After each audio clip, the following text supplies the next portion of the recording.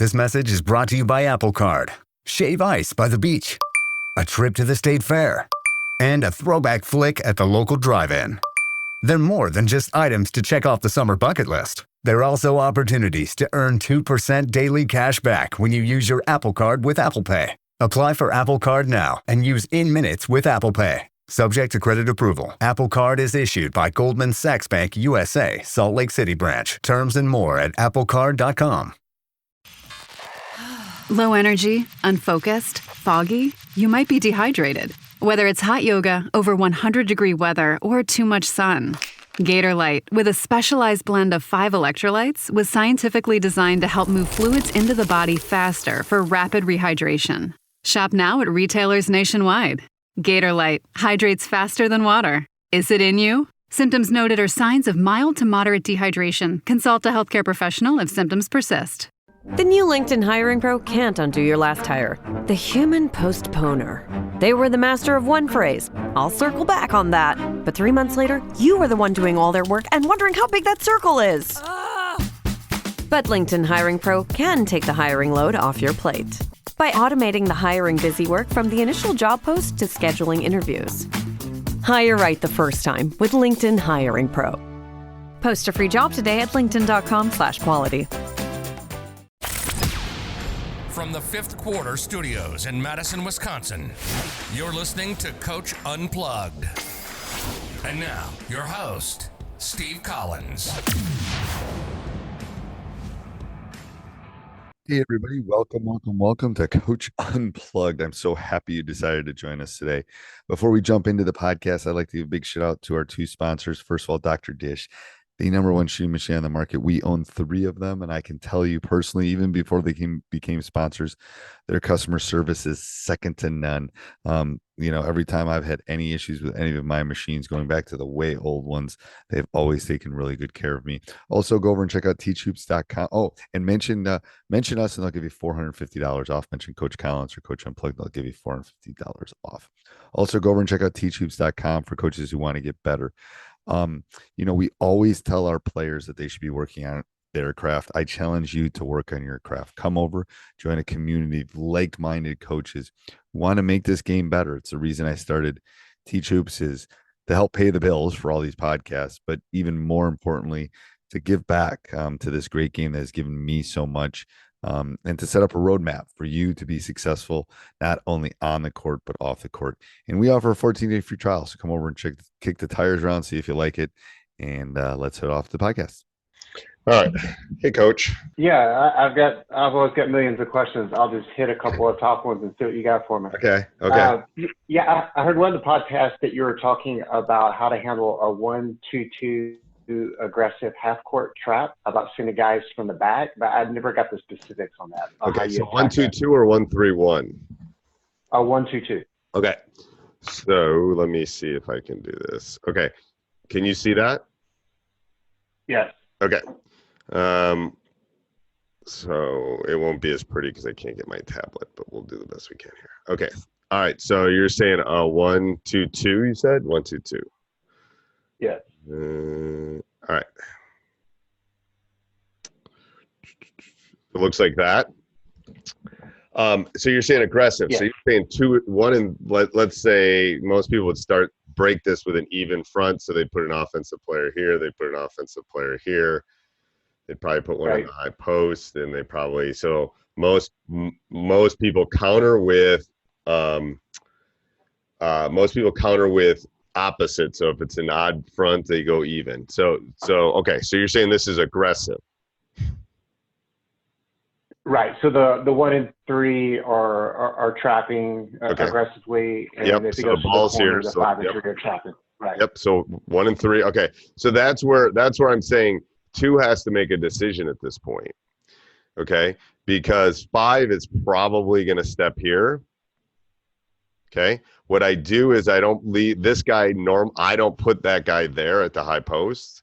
So what I do is I put them at the short corner. So I put them in at the short elbow. I put them either there or there, depending on which way. So if the ball's on this side, I put them right here, because then 2's got to make a decision about who he's going to guard, and then this person pops in behind. See what I'm saying? So if the ball's on this side, I put, we'll call this here. I can go, this is offensive player 1, offensive player 2. We'll call this offensive player 3, 4. This message is brought to you by Apple Card. Shave ice by the beach. A trip to the state fair. And a throwback flick at the local drive-in. They're more than just items to check off the summer bucket list. They're also opportunities to earn 2% daily cash back when you use your Apple Card with Apple Pay. Apply for Apple Card now and use in minutes with Apple Pay. Subject to credit approval. Apple Card is issued by Goldman Sachs Bank USA, Salt Lake City branch. Terms and more at applecard.com. Propel Fitness Water. With Gatorade electrolytes, zero sugar, and vitamins, Propel hydrates better than water to help you get the most out of your workout and get back to your best self. What propels you? Propel with Gatorade electrolytes. And 5. And again, forgive my drawing skills because I'm not doing it on my tablet. So if offensive player 1 has the ball, then I tell offensive player 3 to get like not low block, but mid block, like right in here.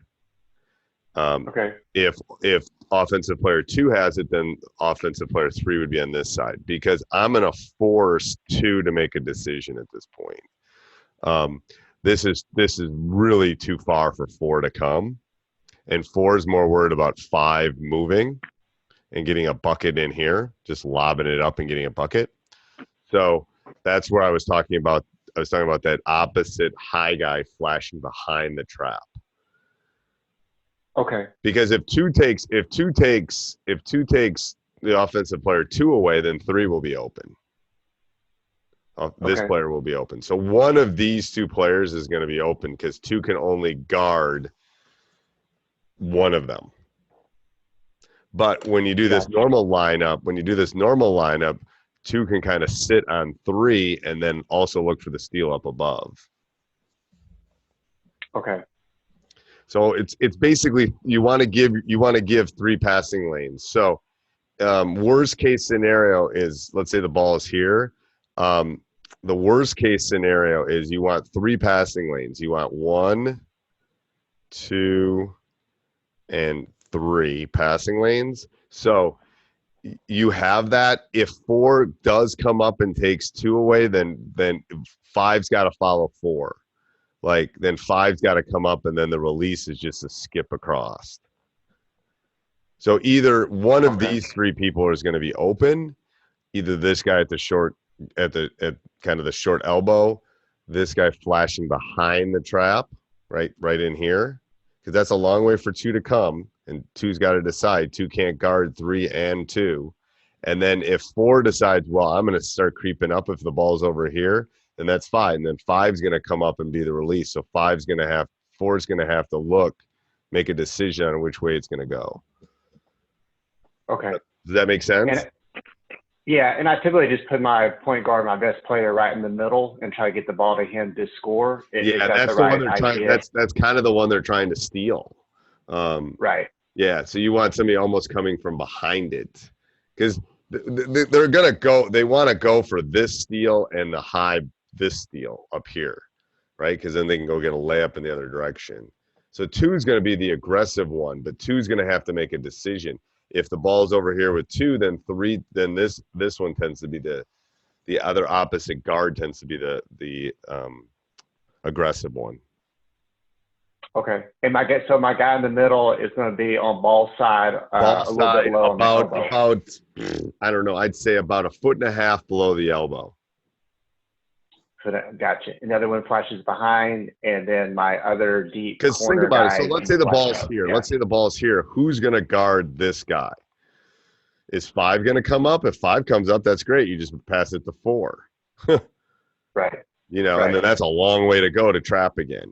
If 5 takes 4 away, which they normally do, that's the easiest pass. That's the one they want. They want to make that pass and the cross pass. So usually that one's taken away. Well, then this person's just going to have to step up and find an open space for them to see you, and then you're off to the races. Because if 3 catches the ball like right here where I'm drawing that X, who's going to? I mean, it's either going to be 5's got to stop them, or if 5 stops them, then 4 is going to get an open shot. Right. and It's then your really other about guy finding, too is yeah, flashing finding that. behind. And this is the key, that flash behind. Most people don't flash behind the trap. When you flash behind the trap, it's really hard to defend.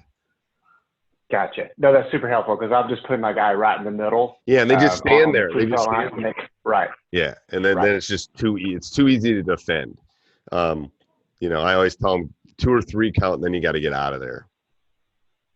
Okay. So these Cool. three, Awesome. they can interchange too. Does that make sense? Makes perfect sense. Okay, perfect. Am I good at ripping through a few other ones? Yeah, go right ahead. Yeah. You're the only one that shows up today. Everyone must be at a picnic or something today. So it's all cool. All right, I'll keep ripping through it. Okay. So let's say we had a team that would press on misses very aggressively, and they would double team my post. So on a defensive rebound, they would jump and trap my post and then try to guard the outlet to my point guard. Yep. So what's the philosophy behind handling that? Do that. My first philosophy is we do that. We'll do that on missed free throws. Oh, We'll gotcha. do that on missed free throws because, you know, you got 2 guys right here, you know, and if one of them gets the rebound, we'll trap right away. So, so what has to happen? So they're going to get the rebound here. So they're going to get the rebound here or here, right? So normally they're going to get one of those 2 blocks. And then they're going to get trapped by 2 defenders, okay? So what they're doing is they're taking your point guard away. You don't want your point guard to catch it. You want your point guard to get the second pass. So you want someone else to flash and get the ball here. And then you want your point guard, let's say this is your point guard. You want your point guard then to flash from that person because they're trying to make someone else bring the ball up is my guess, right? Right. Correct. Yeah. So you don't want them to get the first pass. You want them to get the second pass. That's why sometimes I'll have my point guard when we're getting pressured in the full court, throw the ball in. Like, let's say we're getting pressed full court man. I'll have my point guard throw it in. We'll run something over here to get the ball. And then I'll have them run and get it after that. That's a hard thing to defend. So this second pass is harder to defend than the first one. The first one's an easy denial. Okay. So what you want to do is have your 2 or 3 guards say, hey, if we're getting doubled, you flash them, get it, and then the point guard is going to come back and flash in front of you. Because they don't want to get beat deep, right? They don't want to get beat this way. So they're going to let him catch it in front, probably, if they do. You know, let's say your point guard's over here. All right, I'm stuck. Well, what's he going to do? He's going to vab, and then he's going to cut like this. Well, they're going to stay on if you're going this way, they're going to stay on this side of them because they don't want to get beat deep and give a layup up. So it's just teaching your point guard to go away and then flash across. That's what we've done in the past because you're right. This is a hard one, especially for the bigs.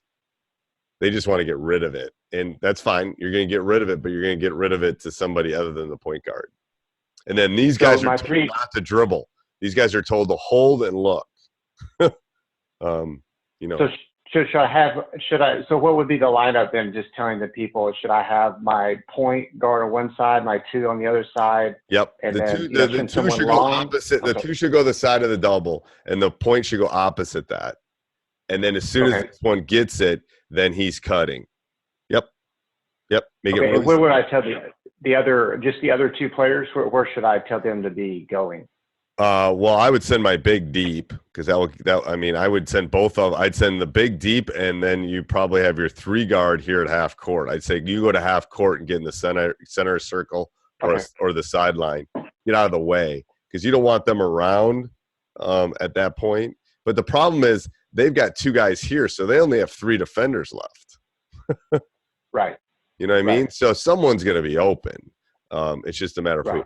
And then I would tell my big, I'd rather have them eat the ball than turn it over at that point.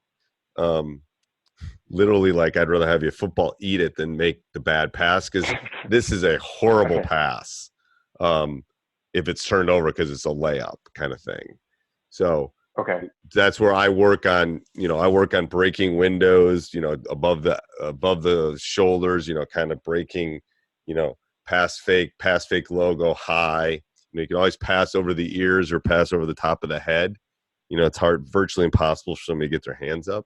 So I would work in the small parts. I would work with the bigs this is a great drill. You could do this as a drill too. Like, okay, what do we need to work on? We need to work on when they're getting doubled. Great. We're going to double the bit. We're going to throw the ball off the board.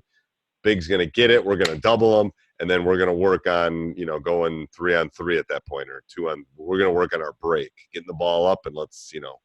So I would incorporate a couple things. You could work on your trap. You could work on like big getting doubled, because you want them to get that feeling so they don't freak out.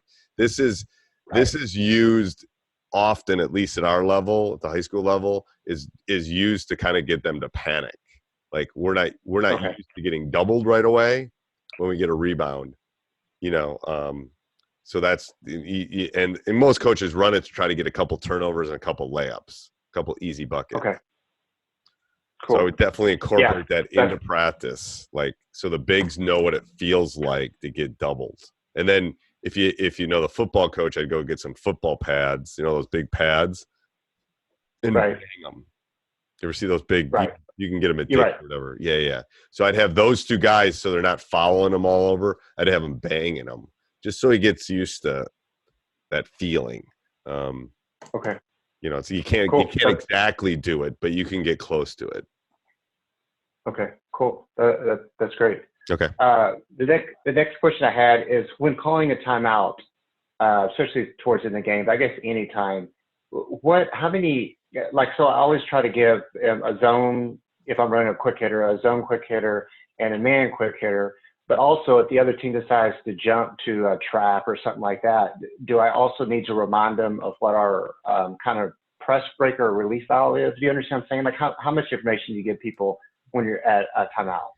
Okay, because it's probably a big. Okay, so I try to find something that works against man and zone. That's the first thing. You can't get something that's going to work against everything. You just want to put kids in the right position so that they can create some space and openings. That's the first thing. You really, especially in a big game, if you haven't done it before, it's going to be hard for them to do it. So I would make sure you practice it. Have that 1 or 2 plays, and once or twice, because if you can remind them, hey, we're running Phoenix, we got this, here's what we're going to do, here's all our looks. If they're in zone, we're going to get this look. If they're in man, we're going to get this look. Here we go, break. I wouldn't worry about them if they trap. What you do is in practice before that point, if they trap, that's an attack mode, because we have an advantage at that point. If they're trapping, they're probably down. It's probably not tied or up if they're trapping us. So if they're trapping us, they're probably down. We need to make them pay at that point. We want to either take time off the clock or we want to attack the rim. So keep it simple on those timeouts, super simple, because they're not going to hear you. And if whatever's important, say it at the beginning and say it at the end. Because I've had more than one kid say, Coach, man, I didn't hear anything. It's because they're all jacked. It's like, okay, here we go. And that's where running them in practice is so important. Every big game that I've won, we've run something that we've run before, and I'm more calming them, saying, hey, we're going to win this. We got it. We're going to run Phoenix. Here's what it's going to look like. Now, from a standpoint of coaching, you should practice this in practice, putting a minute on the clock or on your phone. And then I have clear transparencies of plays that I can just put on my whiteboard that I just clip on, and then I'll put my little magnets on them, because I'm not good enough, even after 30 years of drawing that stuff up really fast. So I'll tell my assistant as I see it's coming, hey, get our quick hitters ready. He'll have them ready. I go, all right, we're going to run Phoenix, and he'll have it clipped on there for me. So when I grab the whiteboard, it's ready, rock and roll. Here's what we're running. I'll just put the magnets and the kids in the right spots. He even has magnets labeled come tournament time with the kid's name. So I'll grab John. John's going to be here. Bill's going to be here, blah, blah, blah. But just like the kids practice, you have to practice that. Because if it's a tight game, if they see you're confident and have it, their confidence level multiplies. Because they feel like, oh, we got this. We've done this in practice. We've already run it. We've done this 4 times.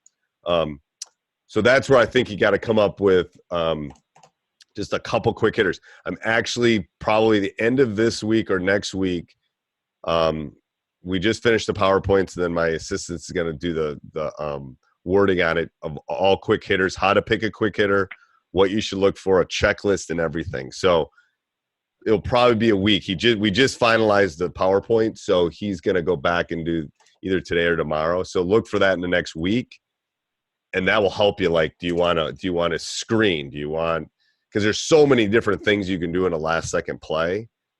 You got to kind of pick a couple that you want. Do you want a 3? Do you want what kind of things do you want? And then that's where you can get the play from.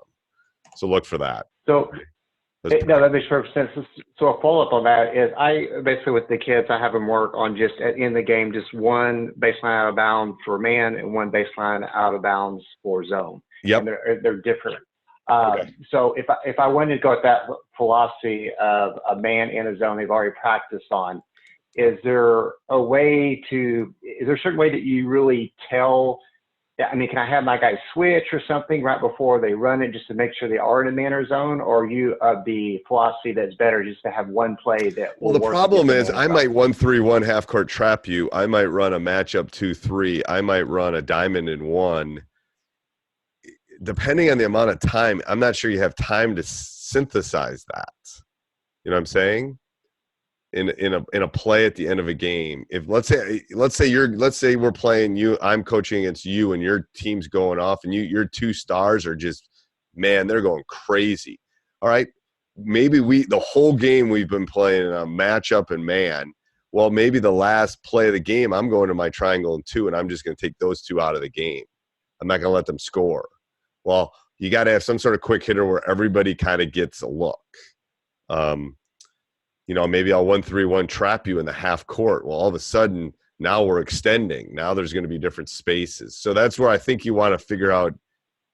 Personally, I think you don't want to bottle yourself. There's so many different zones. That's the problem. And a lot of zones become similar to man after you do a couple movements. That's why I think if you just find a good 1 or 2 good plays, I don't know how many zones you see in your league and stuff, but if you only see 2 3s in man, then easy, yeah. Just have 1 for each. But if if like our league, you could see 6 different zones at some point, or a switching man, or a non-switching man, or maybe they're icing us and pushing us, whatever it is. So you just got to be ready for it. But if you feel comfortable, what I tell every coach, do what you feel comfortable doing. So if you feel comfortable having 2 different ones, do that. Absolutely. Because the kids will feel that. So when they go out in their court, if I want to just have maybe 2 players switch positions or something just to see if they do follow them? You just have them. Simple. Yeah, that's super simple. Are they handing? It's going to be a little bit harder to tell a matchup in a matchup zone and a man. Yeah, matchups. That's going to be harder. But if you get guys cutting through and they're following, or they're getting to the help line, then you'll be able to tell it's man. So yes, if you have 30 seconds, that's easy. Cutters through will tell you kind of, for the most part, whether it's man or zone. Won't always do it, but it'll give you a good idea of it. Right. Okay. So just the one follow-up question on that is when they do jump to trap, so like my point guards, I probably have one of the best point guards in the league. Yep. So if they look to double team him right off the bat, is there a specific rule that you tell the kids, like fill the 3 passing lanes, come to the ball? Or I tell them pass through first of all, I convey, like, they're trapping him, we're going to make him pay at that point. Okay. Someone's open. So I almost get like the blood and water kind of theory at that point, because I want the other 4 boys to be like, yes, like excited that he's getting trapped, because now we have an advantage. Because if he's that good, he's going to be able to get out of that trap or pass it out, then we're going. So, yes, I tell them 3 passing lanes and attack at that point. Hey, everybody. Hope you enjoyed that. If you want to hear more of these, go over and join teachhoops.com. 14-day free trial allows us to do this, and then subscribe, like, jump up and down, do whatever you got to do. Tell us what you want to hear in the future. Steve at teachhoops.com. All right. Have a great day. NFL football season is here, which means when you switch to Verizon, it feels like touchdown, because you get NFL Sunday Ticket from YouTube on us when you buy an eligible 5G phone on select unlimited plans, which means you can watch every out-of-market game every Sunday afternoon. And it's all on us. Now that's the Verizon way to kick off the NFL football season right. Switch and get NFL Sunday Ticket from YouTube on us, only with Verizon.